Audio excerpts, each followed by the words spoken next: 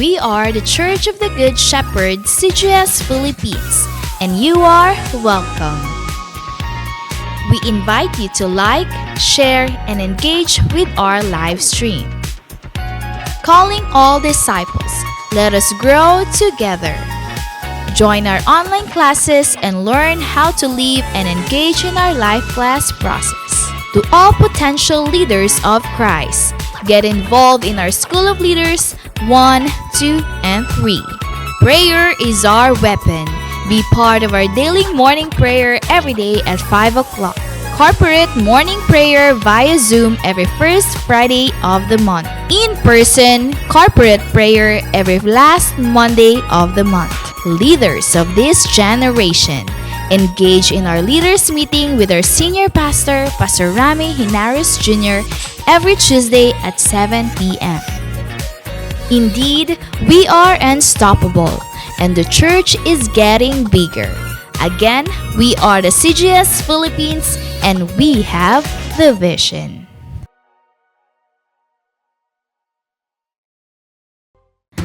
The Church of the Good Shepherd, CGS Philippines, is a vision-driven church committed to manifest and apply the G12 core values. I am a true disciple, Christ-likeness and multiplying ministry. Caught by the vision. Understand, live, and transmit the vision. Committed to sell life. Evangelism, leadership development, and multiplication. Passionate spiritually. Devotional life, prayer and fasting, and holiness. Submission to authority. Love, honor, and respect my leaders. Commitment to time. Manage and invest my time for the kingdom. Lifelong relationship. Accountability and responsibility. I love equipping and training. Training is my happy hour. I am a leader of 12 disciples. I am born to multiply. Accomplishing church goal setting. I support, help, and fulfill the goals. I want to see my church grow. Pray, work, and invest. The importance of young people. I will prepare the next generation.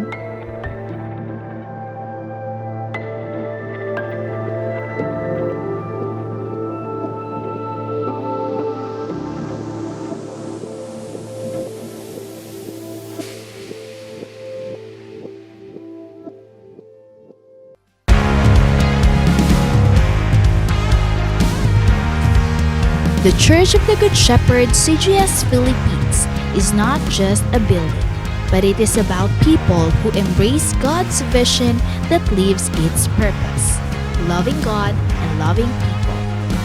Previous years might be tough years due to the pandemic, but because of God's faithfulness to His church, the vision became even clearer and the calling of His disciples became louder.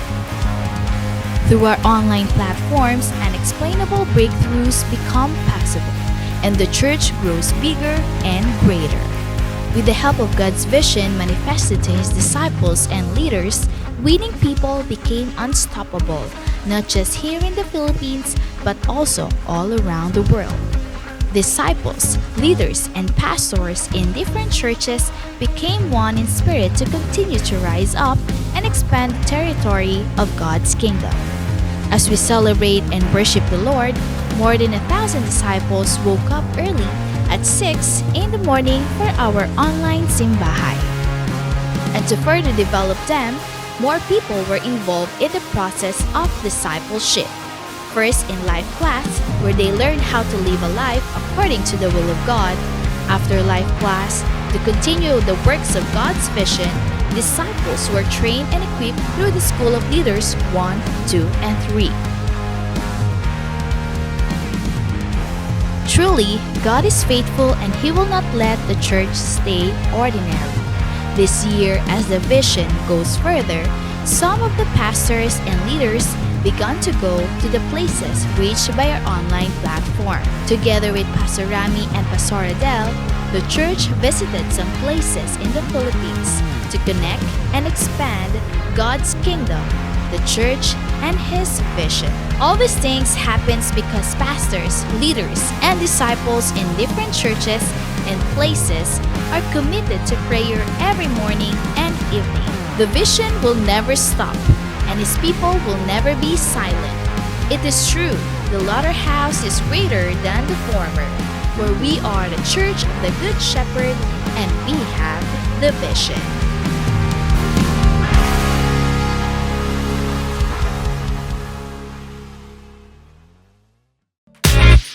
We are the Church of the Good Shepherd, CGS Philippines, and you are welcome.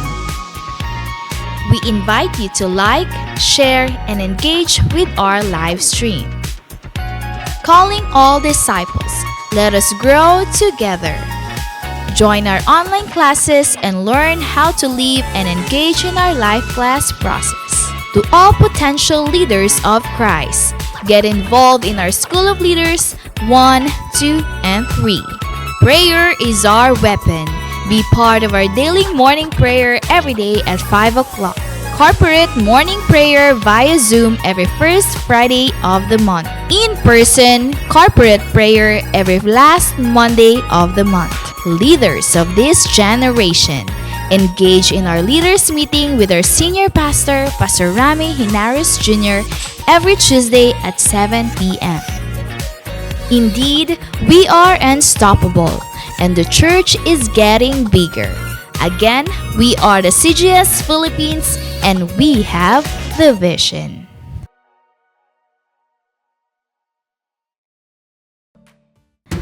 The Church of the Good Shepherd, CGS Philippines, is a vision-driven church committed to manifest and apply the G12 core values. I am a true disciple. Christ-likeness and multiplying ministry. Caught by the vision. Understand, live, and transmit the vision. Committed to sell life. Evangelism, leadership development, and multiplication. Passionate spiritually. Devotional life, prayer and fasting, and holiness. Submission to authority. Love, honor, and respect my leaders. Commitment to time. Manage and invest my time for the kingdom. Lifelong relationship. Accountability and responsibility. I love equipping and training. Training is my happy hour. I am a leader of 12 disciples. I am born to multiply. Accomplishing church goal setting. I support, help, and fulfill the goals. I want to see my church grow. Pray, work, and invest. The importance of young people. I will prepare the next generation.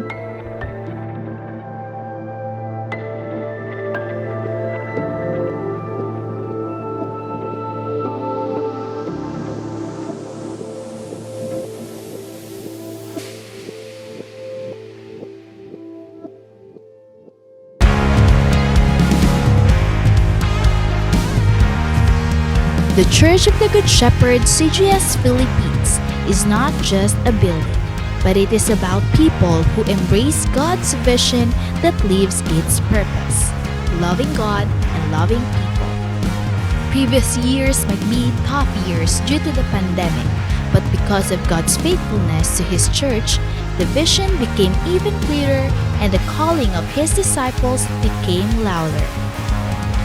Through our online platforms, unexplainable breakthroughs become possible, and the church grows bigger and greater. With the help of God's vision manifested to His disciples and leaders, winning people became unstoppable, not just here in the Philippines, but also all around the world. Disciples, leaders, and pastors in different churches became one in spirit to continue to rise up and expand the territory of God's kingdom. As we celebrate and worship the Lord, more than 1,000 disciples woke up early at 6 in the morning for our online simbahay. And to further develop them, more people were involved in the process of discipleship. First in life class, where they learned how to live a life according to the will of God. After life class, to continue the works of God's vision, disciples were trained and equipped through the School of Leaders 1, 2, and 3. Truly, God is faithful and He will not let the church stay ordinary. This year, as the vision goes further, some of the pastors and leaders began to go to the places reached by our online platform. Together with Pastor Rami and Pastor Adele, the church visited some places in the Philippines to connect and expand God's kingdom, the church, and His vision. All these things happens because pastors, leaders, and disciples in different churches and places are committed to prayer every morning and evening. The vision will never stop, and His people will never be silent. It is true, the latter house is greater than the former, where we are the church of the Good Shepherd and we have the vision.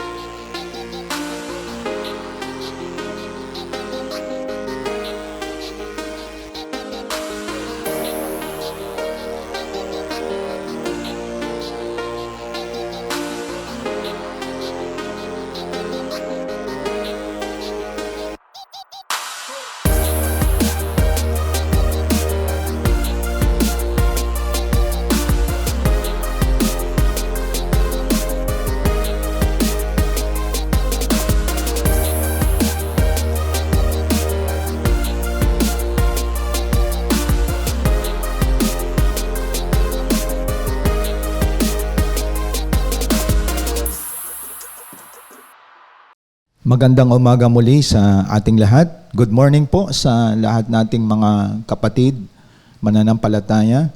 And again, welcome po sa ating morning simbahay.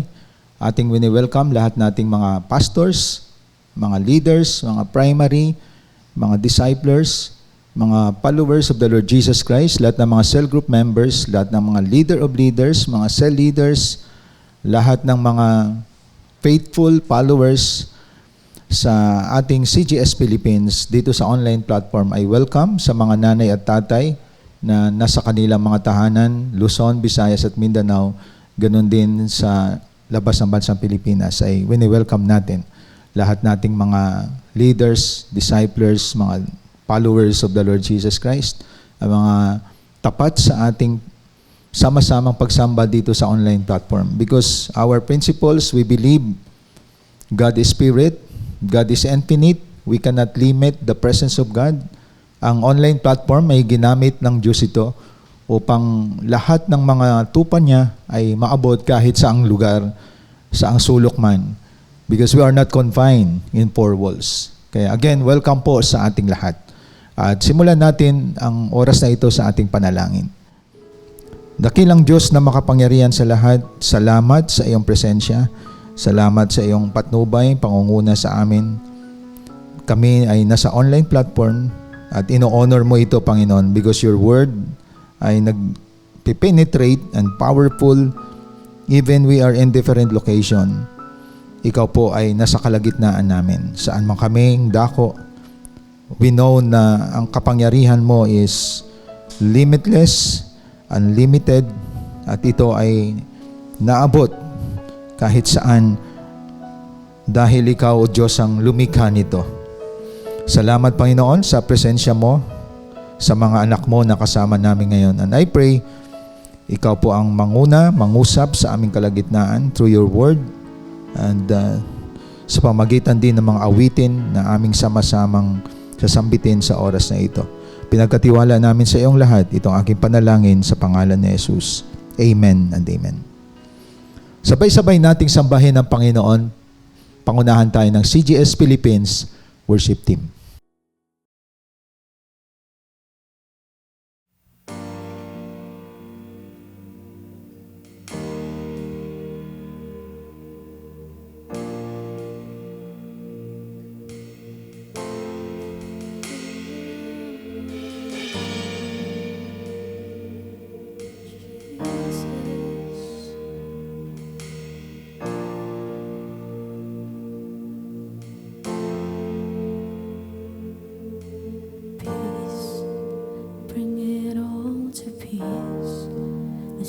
Surrounding me, let it break at your name still.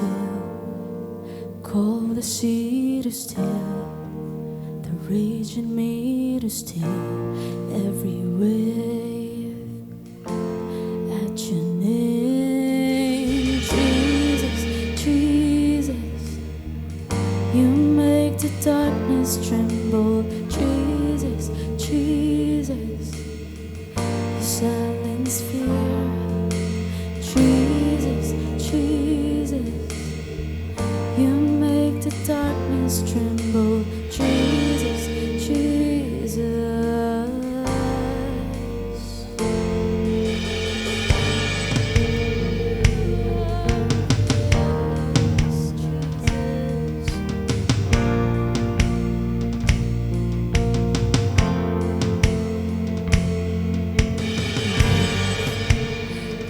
His bones to live, call his lungs to sing once again.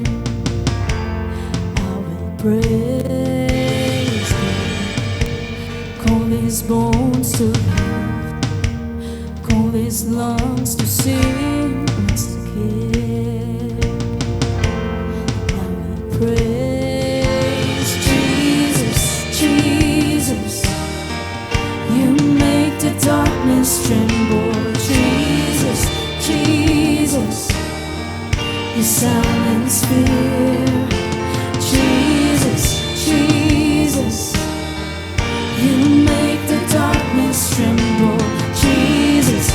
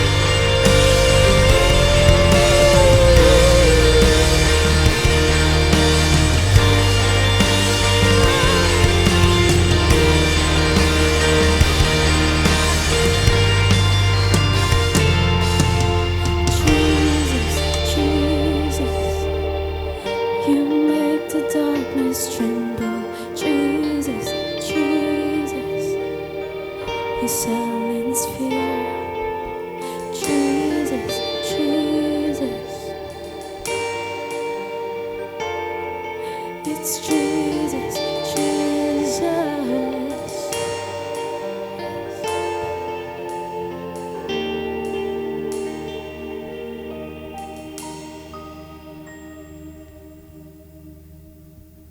Maraming salamat sa mga mensahe na ating narinig na ipinagkaloob sa atin ng CGS Philippines Worship Team.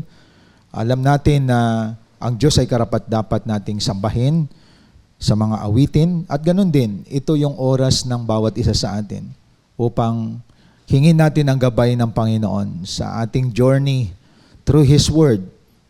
That is why every week meron po tayong sama-samang celebration sa ating sama-samang pagsalu-saluhan sa kanyang mga salita. At ito ngayon yung ating pag-usapan.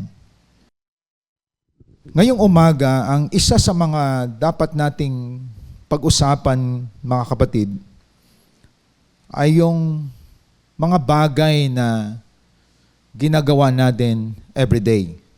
Importante po yun. Tatawid na ako sa ating paksa at mamaya ibibigay ko yung mga text natin sa bawat points. No? Ang ating paksa sa umagang ito is about the power of repetition. Pag sinabi nating repetition, ito yung palagi nating ginagawa o paulit-ulit nating ginagawa. Kung ating tingnan, typical practice natin, everyday, mapapansin ninyo sa bahay, mga parents natin, araw-araw yan ang nanay nagsasalita. Pero sa mga generation ngayon, may nalalaman tayo, may narinig tayong mga kabataan. Ano ba yan? Paulit-ulit na lang. Paulit-ulit na lang ang mga sinasabi ng nanay. Nakakasawa na. At yun ang i-repute natin sa umagang ito. Di ba ang mga nanay natin, o tanghali na, gumising na kayo. O ang mga hugasan, hindi pa na, ano ba naman kayo dyan? Nakahilata pa rin kayo. Ang hugasan natin, isang araw pa to. At pag pinagalitan tayo, naiinip o naiinis ka, ikaw ay naiinis sa paulit-ulit na sinasabi ng parents natin. Pero alam nyo ba na there is power in repetition? At ito ang ating pag-usapan ngayon. Kasi ang tao masawain. Ang tao madaling magsawa, ang tao madaling makalimot.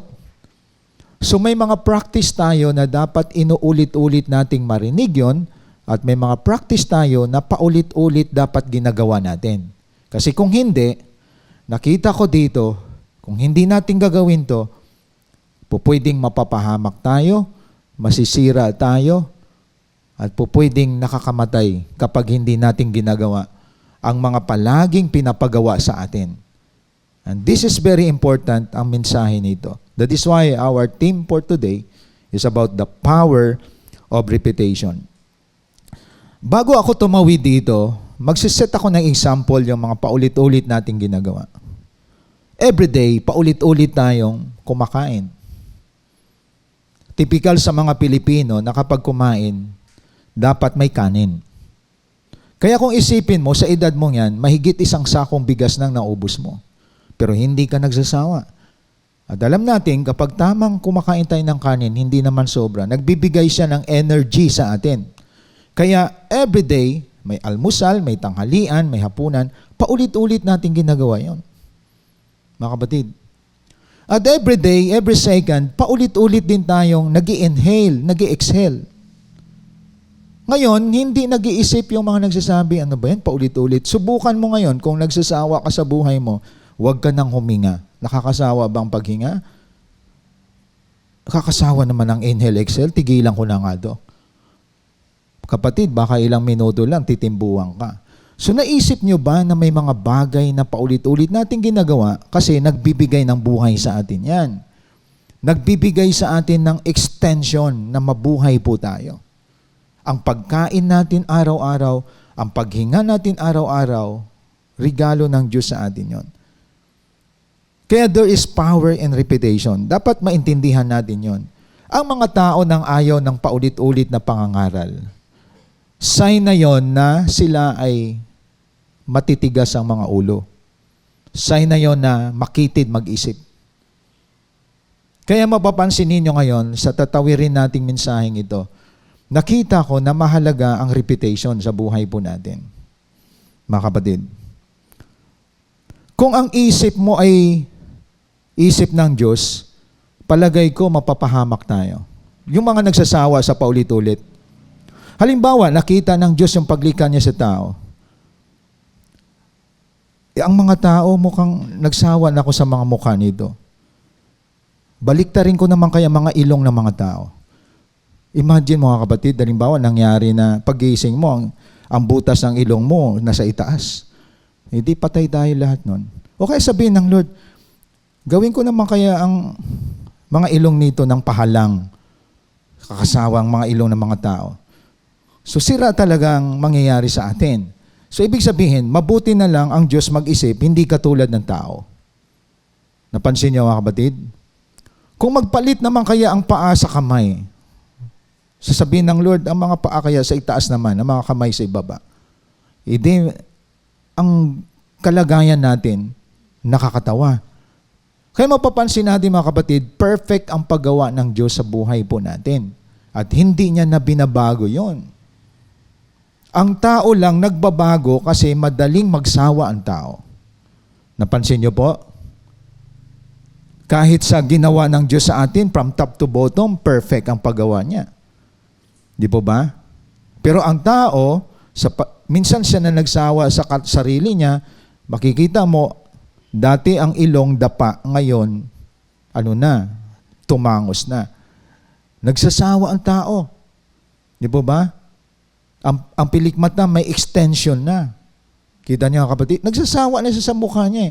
Pero tandaan natin, perfect ang Lord na gumawa. Ang tao lang nagsasawa. Kaya dito niyo makikita mga kapatid, there is power in repetition. Ibig sabihin, may mga bagay na inuulit-ulit at ang mga bagay na kung saan hindi binabago na ng Lord. At nakikita po natin yon. Kaya mahalaga itong ating pag-usapan, lalo na sa arena ng ating paglilingkod sa Panginoon. So our theme for today is about the power of repetition. Why? Bakit may power ang repetition? Number 1, repetition sharpens us to obey God's instructions. Ang paulit-ulit ay nagbibigay sa atin ng talas upang masunod natin ang instruction ng Diyos. Repetition sharpens us to obey God's instruction. Halimbawa nito, bumili ka ng kutsilyo, talaga namang mapurol. Hihiwa ka ng karne, mapurol. Anong gagawin mo sa kutsilyo? Hahasain mo siya. Forward, backward, ulit-ulitin mo siyang hasain hanggang sa tumalas siya at magiging useful siya. So, ibig sabihin, sa buhay spiritual natin, hindi kayo dapat magtaka. Kayong mga nandito ngayon, gumaling ka, tumalas ka, kasi paulit-ulit kang nakikinig every week, kumakain ka every week ng salita ng Diyos. Through your cell group, through this morning simbahay, through reading the Word of God, nagiging lifestyle mo na siya. Prayer every day. At nakikita mo, ang spiritual life mo nagiging naging healthy. Because repetition sharpens us to obey God's instruction. Subukan mo magsawa manalangin. Nakakasawa, wala akong nakikita sa kausap ko. Nakakasawa magbasa ng Bible, walang tao. Nakakasawa makinig ng salita ng Diyos. Tanggalin mo lahat yon. Nakakamatay ang spiritual, mga kapatid. Hanggang makikita mo, makasanlibutan ka na, nagmumura ka, nagsusugal ka, at ginagaya mo na sistema ng mundo, kumikimbot ka na rin dyan sa vlog, malayo ka na sa Lord. Kasi ayaw mo na sinasharpen ka. Ayaw mo na mga spiritual practices. Kaya tandaan natin, yung cell group every week na ginagawa natin, oras at kumbaga araw na pinagtitipunan ninyo, hindi nakakasawa yan sa tunay na pinili ng Diyos. It will nourish your spiritual life. Why, palagi nyo narinig dito na we always meditate the Word of God day and night. Narinig nyo about prayer, about discipleship, kasi that is the nourishment of our soul. At walang mahirap sa Diyos, mga kapatid. Hindi mahirap yan kapag kasama mo ang Diyos sa buhay mo. Ibig sabihin, ini-inject sa atin yan to sharpen us to obey God's instruction. Because all of us are dull. Aminin man natin, mga kapatid, tayo lahat ay mga mapurol ang ating utak pagdating sa spiritual. Maybe you are wise or knowledgeable in secular, but all of us are dull in spiritual. Mabuti na lang, binuhay tayo ng Diyos, ginising tayo ng Diyos. Kaya tingnan ninyo, ang talino sa secular, pero mangmang sa spiritual. Kaya sabi ng Diyos nga sa Corinthians, kamangmangan ang karunungan ng mundong ito. Nakita niyo, kapatid? Ibig sabihin, maraming tao mapurol sa mga salita ng Diyos. Kung hindi bubuhay ng Diyos at bigyan ng wisdom yan, kahit anong basa niya ng Bible, hindi niya maunawaan. It's the Holy Spirit who gives us wisdom. Kaya madali mong maunawaan ang pinapagawa ng Diyos kasi you have the Holy Spirit. Kaya tandaan natin, repetition sharpens us to obey God's instruction. That is in Deuteronomy chapter 8. Anong sabi sa Deuteronomy chapter 8 verses 1 and 2? The supporting verse of number 1. All the commandments that I am commanding you today, you shall be careful to do, that you may live and multiply and go in and possess the land which the Lord swore to give to your forefathers. Kita niyo, mga kapatid? Ibig sabihin, maingat mong gawin ang mga commandments na binigay ko sa iyo. Then pagdating sa verse 2, ito yung key. You shall remember all the way which the Lord your God has lead you in the wilderness these 40 years, that He might humble you, testing you to know what was in your heart, whether you would keep His commandments or not. So yung reputation na you accept it, that is humility, mga kapatid. He might humble you. Kaya ang term na, you shall remember all the way which the Lord your God has lead you in the wilderness these 40 years, that He might humble you. Kaya alalahanin mo kung saan ka galing dati. Alalahanin mo kung paano ka inayos ng Diyos at niligtas ngayon. Walang pagyayabang dapat sa buhay po natin. Ano man ang status mo sa buhay, pinagpala ka man materially and spiritually, alalahanin mo yon. So, pinapaalala sa atin yon, pinaulit-ulit sa atin palagi ang word na remember, kasi ang iba naanod na sa mga bagay na material, nalimutan ang ginawa ng Diyos sa buhay nila. Kaya ang mga cell group natin, na every week paulit-ulit yan, ang ating simbahay, ang ating mentoring, ang ating tinatawag na training, mga kapatid, cycle na ginagawa yan para masustain ang ating spiritual wisdom every week. Kasi pag wala yan, kakainin ka ng mundo, mga kapatid. Kaya, that's the power of repetition. Hanggang sa ikaw naman ang magsasharpen sa mga tao. Kita niyo po? Ito, may kwento yan. Nung wala pa sa vision ang church na to, basic, nagturo ako ng Bible school sa theology. Mga lalaki.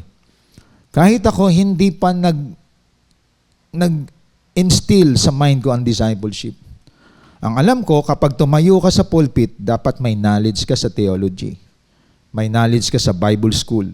May knowledge ka sa hermeneutics. Nagturo ako sa mga lalaki, aba natuto sila. Ilang lalaki yon. At ang inaalaw na tumayo sa pulpit, graduate ng Bible school. May background sa theology, sa hermeneutics, sa homiletics. Nakatayo sila.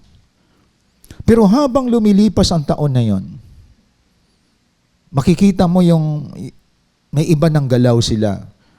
May pride na, nakatayo na sa pulpit, may nakikinig sa kanila. Nakikipag-argue na, ito na, dumating ngayon ang vision sa discipleship. Ang discipleship, kung tingnan mo, basic yan. At minsan din na tinuturo sa Bible School. Discipleship, tinuro sa kanila. Ito na, nag-ano na lahat, nag-react na. Nire-repute ng discipleship. At ino-oppose na yung discipleship. At dito ko nakita ngayon, nangawala na lahat. Nangawala yung mga tinuruan ko. Sinira ang discipleship, minaliit ang discipleship. Dito ko nakita ngayon, marami ay bano sa discipleship. Magaling sa mga sinasabi nilang malaliman, pero bano pala pagdating sa discipleship. Ni isang tao walang naakay sa Panginoon. Walang mga followers. Talo pa ngayon sa time natin, nanay, simple lang, 200 ang disciple. Kaysa ang galing sa theology, ang galing sa eschatology, sa soteriology, pero mahina sa discipology. Dahil sa kayabangan, bagsak sa discipology, sa discipleship. Yan ang sinasabi natin. Maraming graduate sa Bible School, ang gagaling nila sa mga second coming, sa tribulation, ang gagaling sa mga Trinity, pero bano sa discipleship. Talo pa ng isang ordinaryong Kristiyano na may nabuo na mga disciple. So marami, kaya tandaan natin, dapat nyo maunawaan to, even pastors, hindi marunong mag-disciple. Ang lumalabas sa bibig ni Jesus Christ palagi, ano sabi niya? Go and make disciple. Hindi na sinabi go. Ang knowledgeable in theology, knowledgeable in soteriology, eschatology, knowledgeable in Greek and Hebrew. Hindi mababago ang tao dyan. Hindi mababago ang tao kahit order of salvation, ituro mo yan. Marami pa yan sa mga churches sa ngayon. At yan ang pinipelter, nakakahiya ang daming alam ni hindi makabuo ng 12 disciples. Kahit isa hindi makabuo. Sa sobrang yabang ng nalalaman, nagkakaroon ng hydrocephalus ang ulo. Napuno ng tubig ang utak. Naku niyo mga kapatid, pero ito, humble person, nanay ito, tahimik sa church, pero nabago ang buhay ng marami dahil sa kanya, simple lang. Ang pagsunod sa Diyos requires obedience. Hindi hinahanap ng Lord ang daming alam mo sa ulo mo na nagbibigay ng kayabangan. At nakakasawa naman ang discipleship. Dapat malalim naman ang ating pag-aralan. Mag-aral naman tayo ng tribulation, mid-tribulation, pre-tribulation. Mga kapatid, dinaanan na natin yan. Ang iba, hindi kayo aware dyan. Dinaanan ko lahat yon. Mahalaga yon. Pero pag hindi ka marunong humawak ng kaalaman, magyayabang ka. Pero hindi natin alam. That is why marinig nyo palagi dito, repetition and discipleship. Kasi maraming may alam sa Bible School. Maraming may alam na kaalaman. Pero hindi makabuo-buo ng disciple. Bakit? Siya mismo kasi hindi disciple. Because discipleship is not about knowledge. It's all about life. It's all about transformation. It's all about restoration with your relationship with God.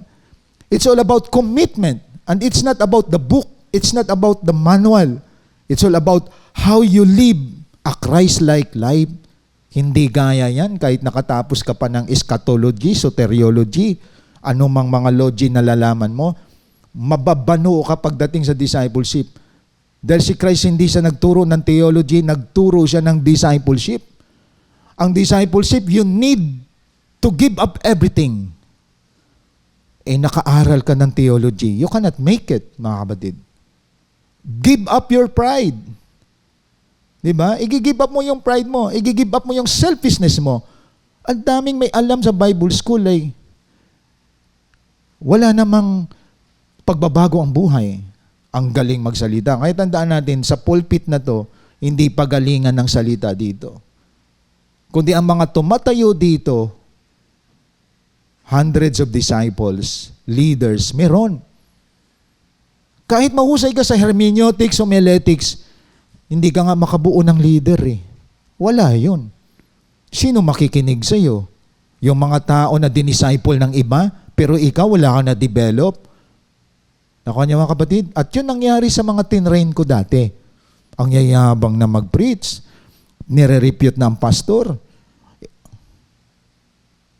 Pero mga bano pala pagdating sa discipleship. Kahit sa winning soul, wala din, bagsak din. Pero ito, hindi nakapag-aral, ginagalang. Kasi pag tiningnan mo, ang daming naakay na kaluluwa na binago ang buhay at na-disciple, na-train, nakabuo pa ng leaders and become a leader of leaders. That's the power of repetition. Every week, naririnig nyo yan dito dahil we need this because it will sharpen us to obey God's instruction. Ano instruction ni Lord sa atin? Pinaka-major yan. Go and make disciples. Ang iba dyan, kahit matalino, kahit na summa cum laude or what pa sila, nababano sila sa discipleship.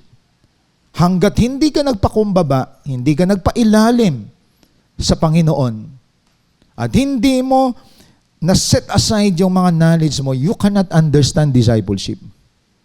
It's all about life. How you live a character like the Lord Jesus Christ. At yan, dapat maunawaan natin mga kapatid. Kaya nga sabi sa Deuteronomy chapter 8, 1 and 2, that He might humble you. Remember, pinaulit-ulit sa atin, isipin mo hindi yung talino mo, kundi yung ginawa ng Diyos sa buhay mo, kapatid. Kaya mapapansin ninyo, kahit sa bonfire, they are not graduate in Bible school, but they are powerful in delivering the Word of God. Kita nyo po? Ang mga tao na tumatayo sa atin, yung may mga akay at may mga na-develop na mga tao at mga leaders. Kahit graduate ka ng Bible school, lahat ng alam mo, malalalim na may Greek ka pa, may Hebrew ka pa, wala kang maipipresent na kaluluwa. Failure yan, kapatid. Number 2, repetition leads to mastery of the instructions. Ibig sabihin, kaya pala naririnig natin palagi ang pastor, ang mga leader, winning soul, making disciple, kasi nagtuturo ito ng mastery of the instruction. Na hindi tayo mga bano, mga anak tayo ng Diyos. Ibig sabihin, madali mo siyang maunawaan kapag na-master mo na siya. Di ba? Maraming may alam, wala namang kaalaman dahil hindi naman talaga alam. That is why hindi tayo umaalis dyan sa discipleship dahil major task natin yon, major task natin ang winning soul. Minor na lamang yung mga theology, mga Greek, mga hermeneutics, marami kang alam yan. Hindi ka naman marunong mag-win soul. Sino makinig sa'yo? Wala ka namang disciple. Sino makinig sa'yo? Di po ba? Ang nakikinig sa'yo, ikaw naghirap dyan. Kaya ang tawag sa'yo, under shepherd eh. At yung mga inaalagaan mo, yan ang mga cell group mo, yun ang mga dinidisciple mo, pinaghirapan mo yan. Kaya walang pagalingan, parunungan dito, mga kapatid. Dito, pagpakumbaba ang mahalaga. At the same time, pasunuran siya dito. Kaya repetition leads to mastery of the instruction. Isa sa halimbawa ko sa mastery, before meron dito sa school, sa church natin. At naka-undergo din ako nito na nag-open kami ng school. Kaya lang, concentrate ang church sa spiritual aspect. Ang isang halimbawa dito sa repetition leads to mastery of the instruction ay isang ACE education. Ang ACE, Acceleration Christian Education, ang ibig sabihin niyan. Ang bata, hanggat hindi niya na perfect ang subject, hindi siya alis niyan. At siyang makakakita ng tama at mali. At yan ay honesty na pag-aaral diyan. Before we experience that dito, nag-held, ang wife ko ang siyang teacher at may mga teacher siya. Alam niyo ba, pag nag-graduate ang bata sa amin dito, paglabas siya, accelerated. No? Preschool siya, accelerate siya hindi sa grade 1. Grade 3 agad. Ang gagaling. Why? Repetition mastery. Ang mga manual na ginagamit ang curriculum, yung tinatawag na acceleration or accelerated Christian education. Ina-accelerate ang bata. Kapag sa test paper niya 70 ang score, balik. Master the answer. The lesson. Balik ang bata. Binabalik. Hanggang di ka nakakaalis sa 70, balik ka ng balik. Naging 80, balik pa rin. Ang aim ng ACE na to is 100%. Kaya mga bata nun, paglabas dito, tuwan-tuwa ang mga parents, na-accelerate agad sa grade 3. Nakatipid sila sa grade 1 and grade 2. Pagdating sa spiritual, kaya binabalik-balikan natin ang discipleship, ang winning soul, leadership, mga training. Pag naintindihan mo yan, malawak ka mag-isip. Ang hindi nakaintindihan, makitid at walang alam. Ano ba yan? Paulit-ulit na lang. Akala mo naman ang galing. Hindi nga na-master ang discipleship, gusto pa ng malalim na pag-aaral. Nakuha niyo mga kapatid? Maraming lumalim ang pag-aaral, yumabang.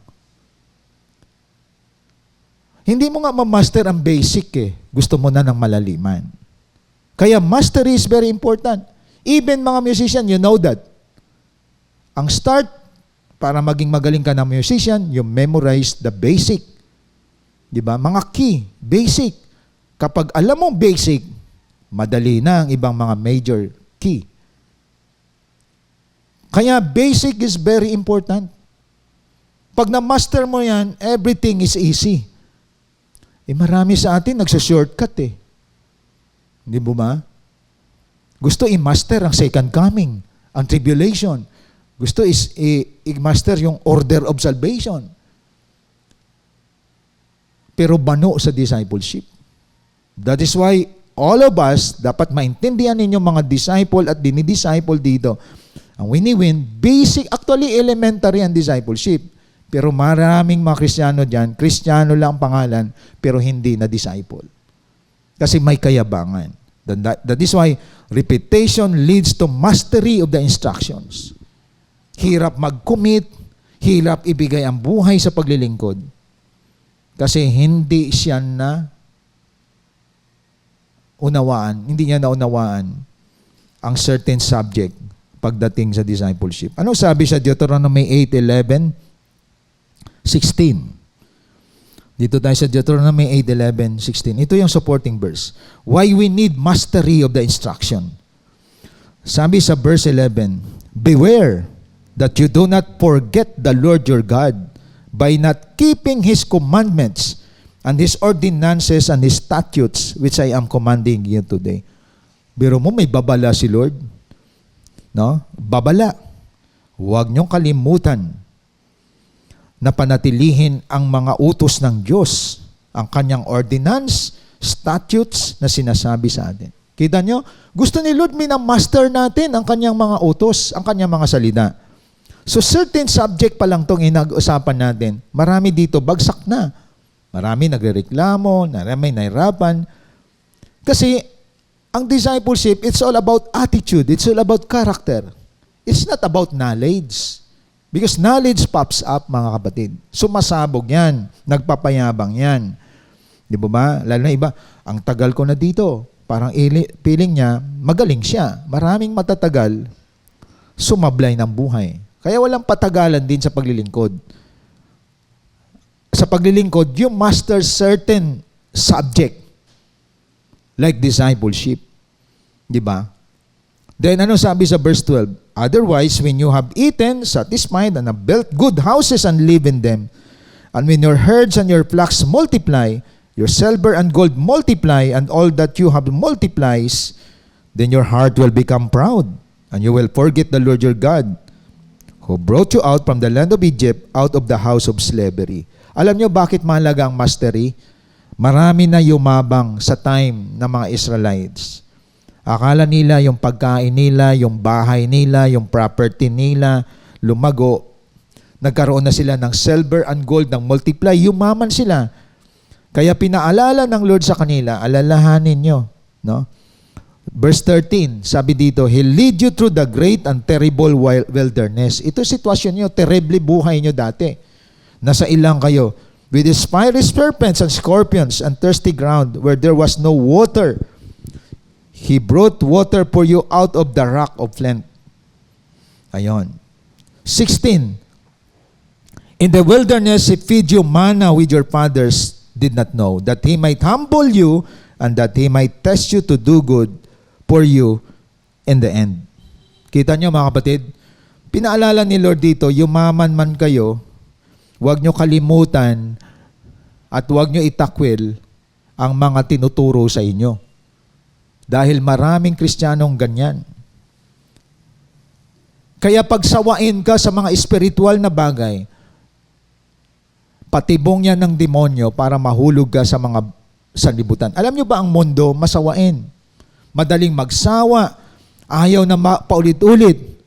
Kaya tingnan mo, 10 ang kanyang gadget sa bahay. Gusto palagi bago. Kita niyo po? Gusto palagi yung mga bago naman dapat. Isa-isa pa lang, hindi na nga siya effective. Kaya tandaan natin, ang mga simpleng tao, kahit ilang damit lang yan na paulit-ulit, masaya na siya.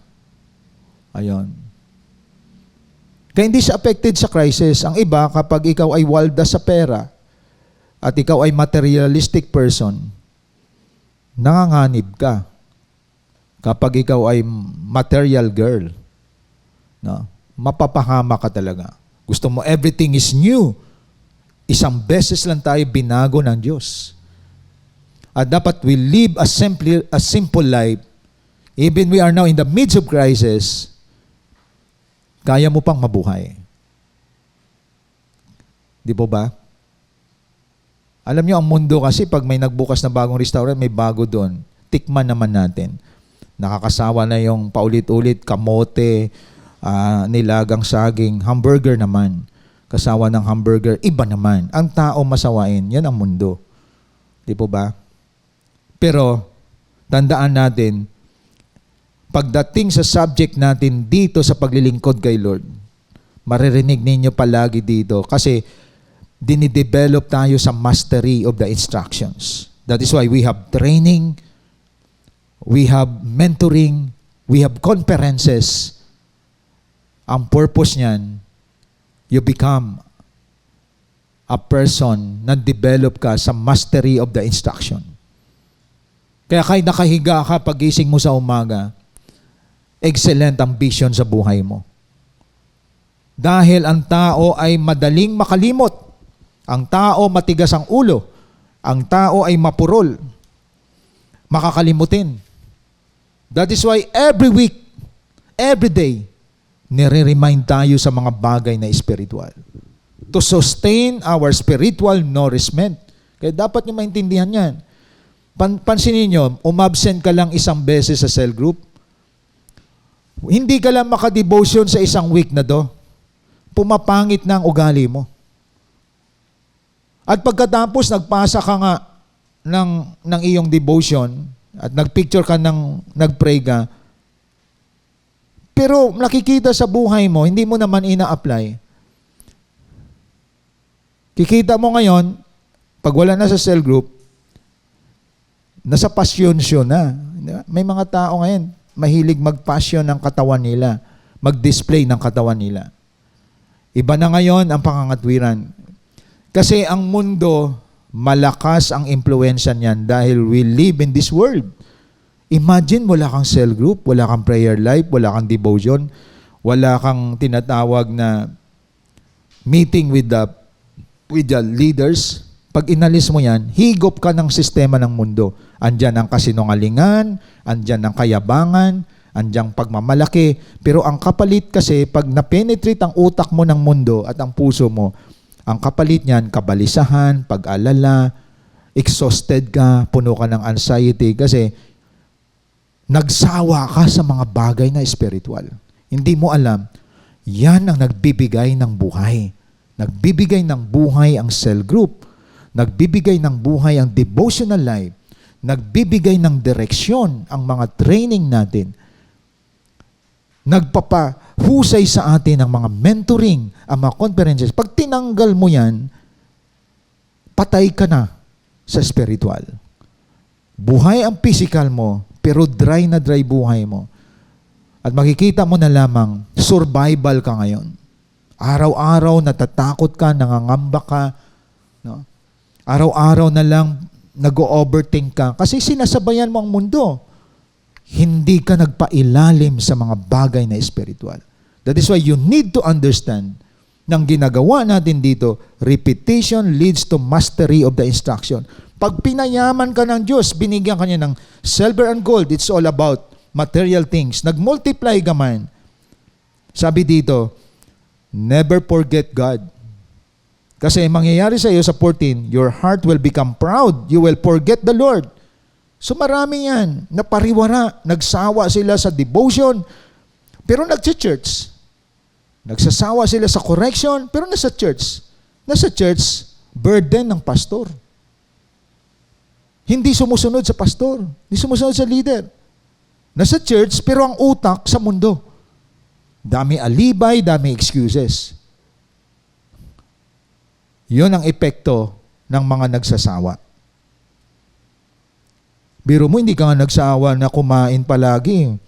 May 3 times a day ka pa, may merienda ka pa. Di po ba? Kung gagawin kayo ni Lord, sarahan ko kaya bibig ng mga tao. Ano kaya mangyari sa ating lahat? Di ba? So tandaan natin mga kapatid, ang mga bagay na spiritual, palagi yan ini-inject sa atin for us to become a better person. Maging magaling at mahusay po tayo. At dito ko nakita, hindi mo pwede alisin pala to kasi ito ang ating nourishment sa spiritual life natin. Pansinin mo ang pangit ng pag-iisip, ang pangit magsalita ng mga taong walang spiritual ang buhay. Ang pangit makinig sa kanilang mga bibig. At mapapansin mo, dyan, dami basura dyan sa social media. Mga nakabarong pa yan. Ang gagaling pa mag-English. Pero ang daming kasinungalingan na tinatapon sa social media. Kaya sabi ni Jesus Christ, you are the light and salt of the earth. Nang nagpipreserve sa mundo ng ito, mga disciple. Kasi ang pag sinabi disciple, masunurin yan, hindi Christian. Masunurin yan, willing to sacrifice, willing to give his life. Kita niyo mga kapatid? Disiplinado pag disciple. May hanap buhay yan, may negosyo yan, pero pagdating kay Lord, hindi niya i-sacrifice yan. It's because of kita. Hindi niya sakripisyo ang kanyang spiritual life. Doon siya humuhugot ng spiritual energy how to overcome problems in life. Hindi niya sakripisyo tong online simbahay, ang cell group, ang mentoring. Hindi niya sakripisyo yung mga meeting of leaders. Diyan siya kumukuha, nagre-recharge siya diyan. Mga kapatid. Kaya repetition leads to mastery of the instruction. Minamaster mo to. Mga kapatid. Hindi ka bano sa discipleship, hindi ka bano sa winning soul, sa leadership. You understand the process, the ladder of success, kasi nag-humble ka sa Panginoon. Kaya dapat masira ang kaisipan na ang Diyos nilalapitan sa panahon ng problema. Maraming ganyan. Sa panahon na parang ang Lord ginawang bumbero, nilalapitan lang kapag mas matindi na, hindi niya na kaya. Nag-enjoy sa mundo. Tapos lalapit kay Lord kapag nasusunog na ang kanyang buhay. Tapos pag okay na lahat, balik na naman sa mundo. Hindi ganon ang mga disciple. Ang mga disciple, number 1 sa kanila ang Diyos. And they are willing to sacrifice their job. They are willing to sacrifice everything that they have for the sake of the Lord Jesus Christ.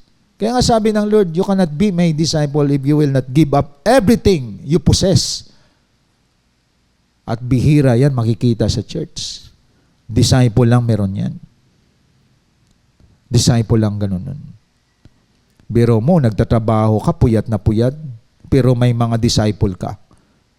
Nanay ka, dami mong, ang anak mo, inalagaan mo, tapos kulang ka pa sa pahinga, pero may mga leaders ka. Kaya mga disciple, walang marinig na excuses yan, pero they are fruitful, they are productive. At ang Diyos ang nagsusustain sa kanila because of their obedience. Because they are willing to listen and to be reminded every week hanggang na-master na nilang instruction. Hindi sila nagsasawa. Sa mga taong humble, sa mga taong masunurin, musika sa kanila ang mga paulit-ulit na instruction. Ang mga taong rebelde, matitigas ang ulo, tumatalsik ang salita ng Diyos sa kanila. Subukan mo lagay ang pako, matigas na semento, at paluin mo yung pako ng martilyo. Talsik ang pako. Ganon ang picture ng mga tao na matitigas ang ulo. Tumatalsik ang instruction sa kanila. Pero yung mga tao na they are willing to master the instruction, kahit alam na nila, hindi nila sinasabi yon. Hanggang nakita nila, almost excellent na sila sa paglilingkod kay Lord. Hindi kaya nakakasawa marinig ang mga bagay na spiritual. Hindi nakakasawa marinig ang salita ng Diyos. Sa talagang tupa ng Diyos, mga kapatid. At yan ang ating kinakain everyday. Nagdi-devotion ka na, makakarinig ka pa ng message as a general instruction. Because this is our life. At yan ang discipleship. Kaya repetition leads to mastery of the instruction. Pinaalalahanan tayo palagi nito. Maging humble tayo, magpakababa tayo. Kaya yung tingnan ninyo yung mga anak na nagsasawa sa boses ng nanay, ayan na naman ang aking motherhood. Paulit-ulit na naman. Yan ang mga anakis na walang kwenta, mga tamad sa bahay. Nagsawa sa boses ng nanay hanggang hindi naging successful sa work kasi nagsasawa sa paulit-ulit, ina-isolate ang sarili, ayaw ko ng paulit-ulit ng mga boses. Hanggang sa immature na, may edad. Biro mo, 40 ka na, 30 ka na, immature ka pa din kasi ayaw mo ng instruction, mga simpleng instruction. Natitest tayo sa mga bahay natin. Di po ba? Kaya pag nagkakaedad ka, na-appreciate mo yung mother mo. Salamat sa nanay ko, paulit-ulit, na sinasabihan ako, ini-instructionan ako. Same with the Word of God. Kung bakit naririnig natin to. Hindi ka nagsasawa, ninanamnam mo, hanggang sa nakita mo ang beauty nito. Nakita niyo mga kapatid? Number 3. So that's the power of repetition. Repetition enables us to absorb God-given instruction. We will not perish, mga kapatid. Na-absorb mo eh. Parang katulad nito. Habang nagkakaedad tayo, kahit mga bata, di ba may mga vitamins tayong tinitake? Panlaban sa sipon at ubo, you take vitamin C. Mga ganon. O maggatas ka everyday, panlaban sa osteoporosis. Yung mga buto natin ay hindi maging malutong. So, ibig sabihin, may panlaban tayo na, kumbaga, ang iba umiinom ng gatas for calcium. Iba, vitamin C. So, ang daming mga na-imbento na panlaban sa pagkasira ng katawan natin. And that is also a blessing. So, ganon din. You take vitamins every day, ina-absorb ng katawan mo to nourish your life. Kasi hindi lahat ng kinakain natin magno-nourish sa katawan natin. Di ba? Pag nagkasakit ka, blessing din na magpa-doktor ka, bibigyan ka ng antibiotic para panlaban sa mga bakterya sa katawan mo. At kapag na-absorb yan sa katawan mo antibiotic, 3 days, 2 days pa lang, patay ng bakterya. Ganon, mga kapatid, Ang instruction ng Word of God sa atin is like antibiotic ang discipleship. Antibiotic sa atin ang mga tinuturo sa atin to destroy the toxicity of the Word. Kaya repetition enables us to absorb God-given instruction for our spiritual health. Maging healthy ka every day. It's like a vitamins. Discipleship is like a vitamins we take every day. Nire-remind ka, this is your task, this is your responsibility, at doon ka nagkakaroon ng spiritual life. Meron akong responsibilidad pala, binago ako to win souls and make disciples.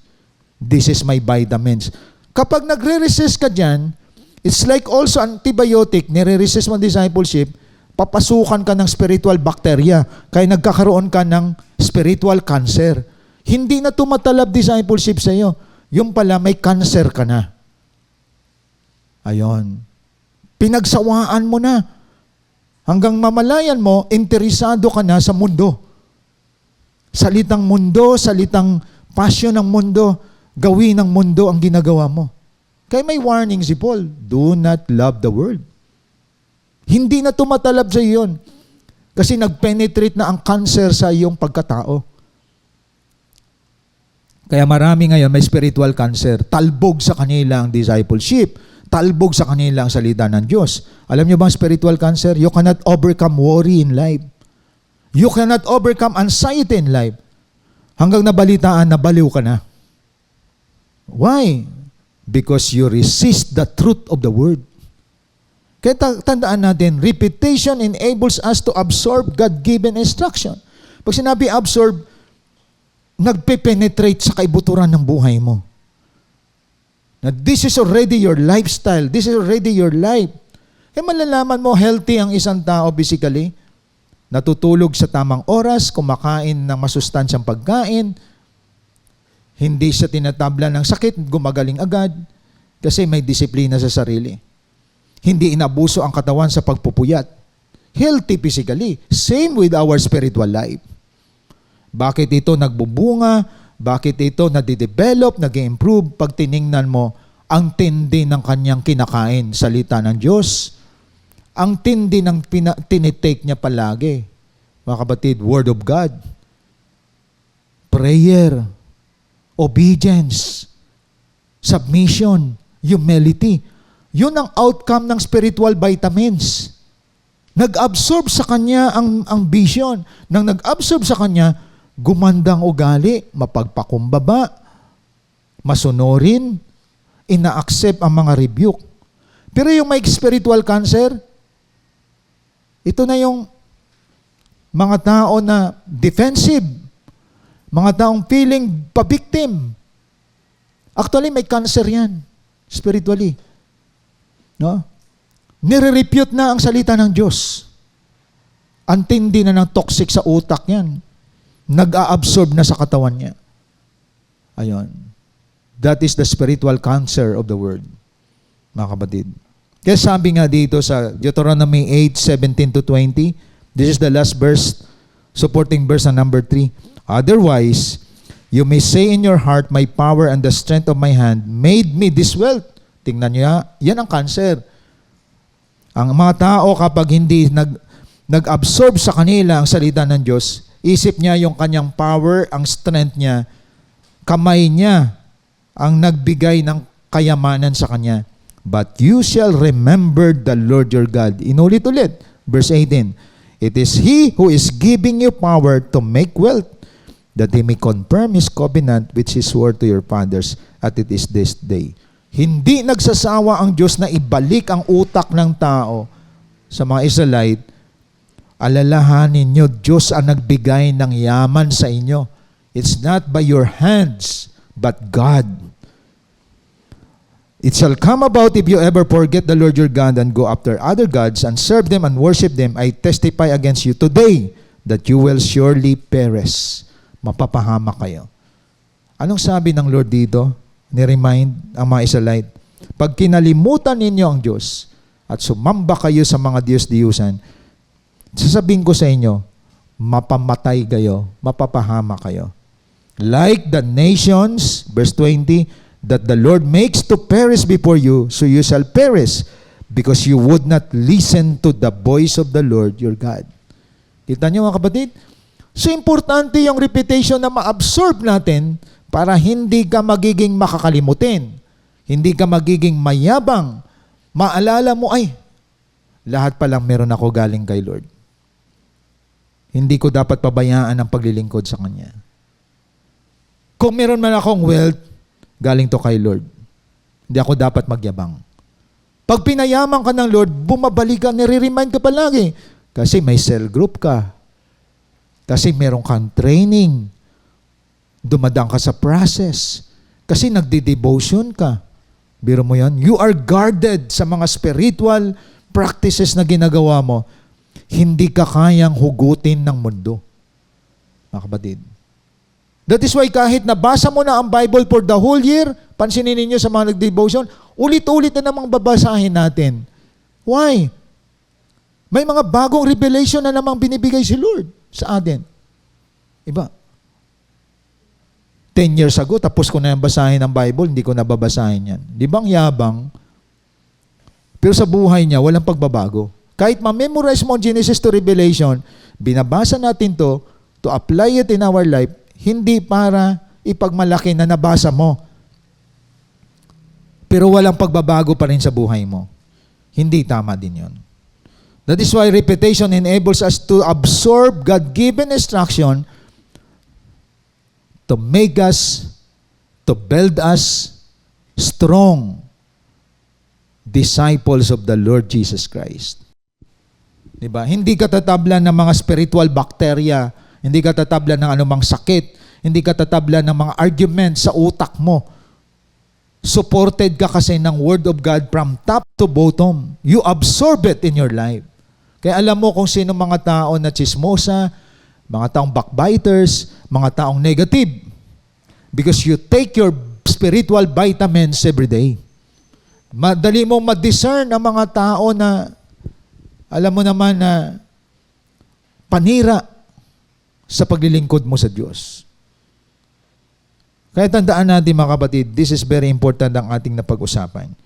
Kaya sa ating pagtatapos, the repetition of instruction on a certain subject reveals the importance and urgency of continuous obedience. Yun ang dapat yung tandaan. Kaya yung paulit-ulit na instruction sa certain subject, what is really our subject here? You hear every day, you hear every moment, discipleship reveals the importance and the urgency of continuous obedience. This is our vitamins. That is why you are here, nananatili ka, strong, matured, fruitful, and productive. Kasi you master it already, mga kapatid. So naway ngayong umaga na unawaan ninyo, walang mahirap sa Diyos kapag sumunod lamang tayo sa Kanya. Madali ito, hindi sa ating secular knowledge, kundi galing sa Diyos dapat. Lahat ng bagay ay madali at walang imposible sa Diyos, mga kapatid.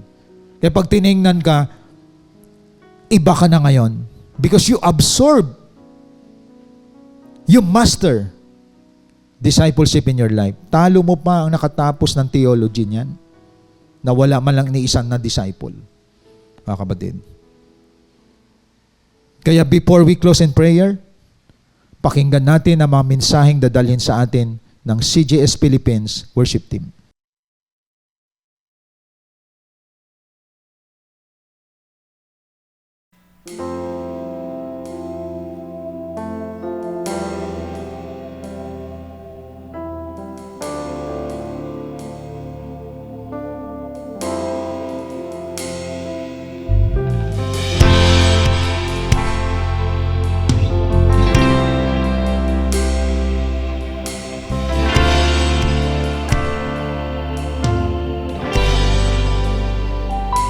Higit sa aking kailangan,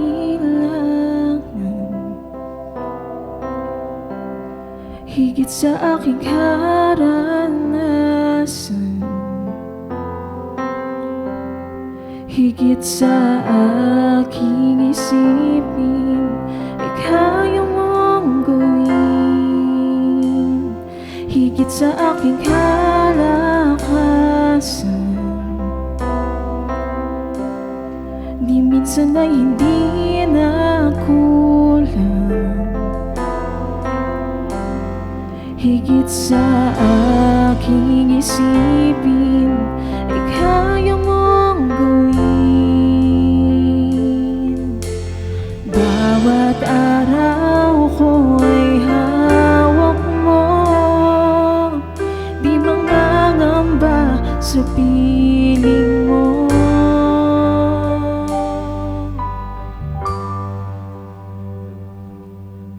Walang mahirap sa'yo, walang mahirap sa'yo. Ikaw ang Panginoon na makapangyarihan. Walang mahirap sa'yo.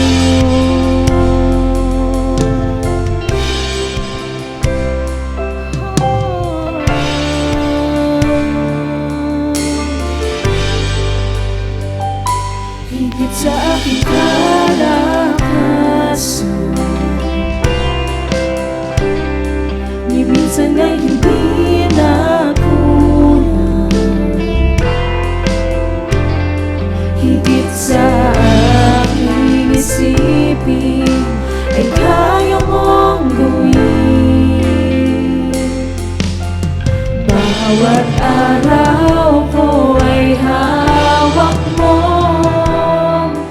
di mangangamba sa piling mo. Bawat araw ko ay hawak mo, di mangangamba sa piling mo. Walang mahirap sa'yo, walang mahirap sa'yo.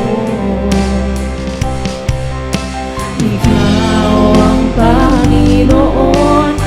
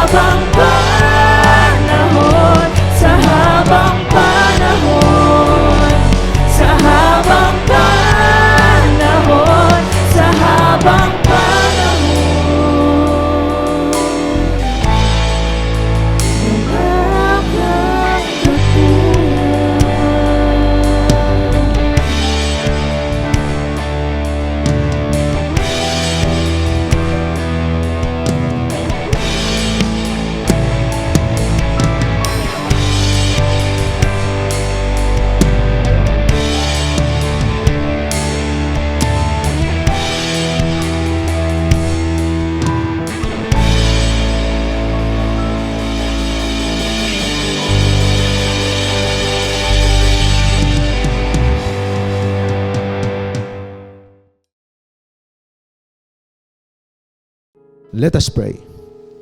Maraming salamat, O Diyos na makapangyarihan sa lahat, sa palaala mo sa amin.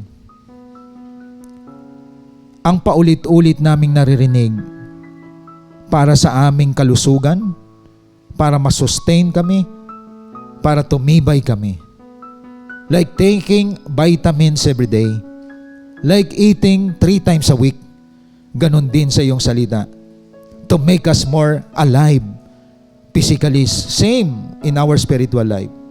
To make us alive spiritually and be more fruitful and multiplier. Salamat sa paalala mo sa amin, Panginoon. Salamat sa iyong mga instruction. And I pray, mangyari ito sa bawat isa sa amin na nandito, na all of us must understand that what we practice every week, every day, is for our good, for our spiritual nourishment, at the same time, to make us strong disciples of the Lord Jesus Christ. Bless all your people today, O God, in the name of the Father, the Son Jesus Christ, and the Holy Spirit. Amen and amen. Thank you and God bless po sa ating lahat.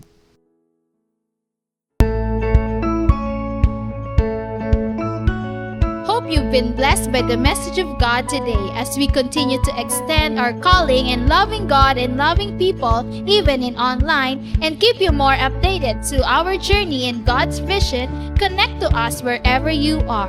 Like our Facebook page, follow us on our Instagram account,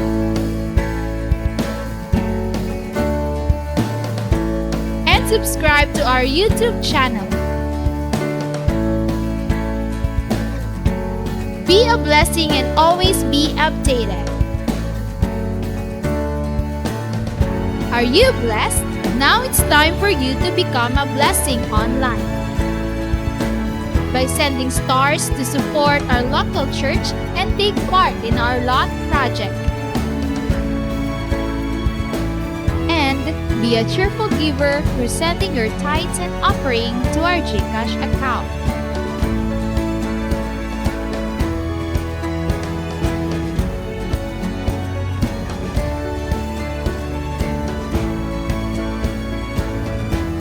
See you on our next online worship. Thank you and God bless.